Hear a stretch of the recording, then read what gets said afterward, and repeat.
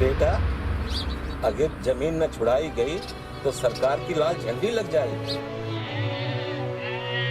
बड़ी बदनामी हुई हमारी। हमें अपनी जमीन बचानी होगी। जमीन इज्जत है हमारी, जमीन इज्जत है हमारी, जमीन इज्जत है हमारी।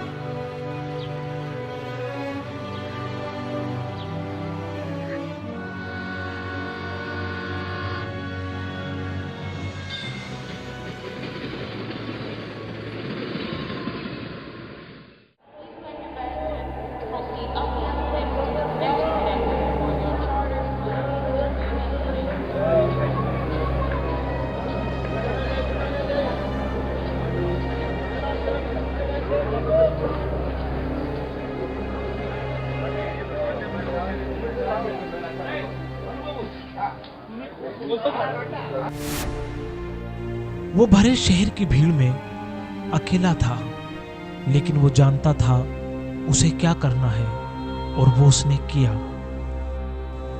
उसने जीतने के लिए दिल्ली को चुना। ये एक बड़ा शहर था जहां सब कुछ था। यहाँ उम्मीदें, हसरतें, ख्वाहिशें रात की रोशनी के साथ झिलमिलाती रहती हैं और दिन का सूरज शोहरत, दौलत और कामयाबी का उजाला लेकर निकलता है। हर किसी को उसके हिस्से की रोशनी उसकी हैसियत और तकदीर के हिसाब से मिल जाती है। यहाँ वो दूसरों को देखता, सीखता और करता, लेकिन ये उसकी उम्मीदों के लिए काफ़ी नहीं था।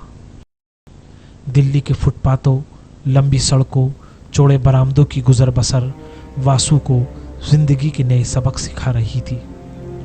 किस्मत के तंग रास्तों की चौड़ी सड़क एक दिन उसके लिए खारी बावली का नया रास्ता लेकर आई। खारी बावली सूखे मेवे और ड्राई फ्रूट्स का देश में सबसे बड़ा बाजार। बोरियों की उठापटक के साथ वासु ने बाजार की नब्ज को पहचाना। एक बोरी बादाम तोड़ने की कीमत मिलती 35 रुपये। वासु ने मजदूरी की पुरानी दुनिया को छोड़ बादाम तोड़ने के इस नए खेल को समझना शुरू किया। उसकी आंखों की तलाश बादाम की इस नई समझ को जानने में लग गई।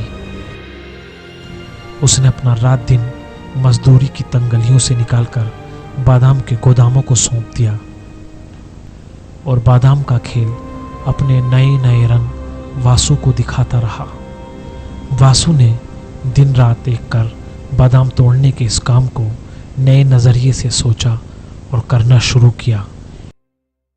एक बोरी बादाम तोड़ने से शुरू हुए इस सफ़र को वासु ने बादाम के उत्पादन में बदला और उत्पादन का विस्तार वैश्विक परिदृश्य में किया।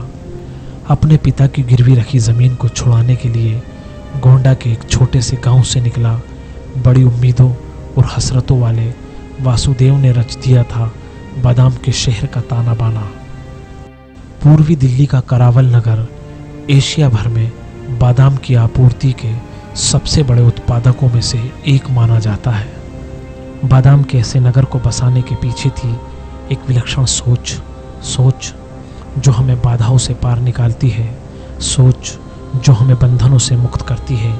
अपना आसमान बनाने के लिए वासु ने तैयार किया था खुद का आसमान, करावल नगर, बादाम का नगर।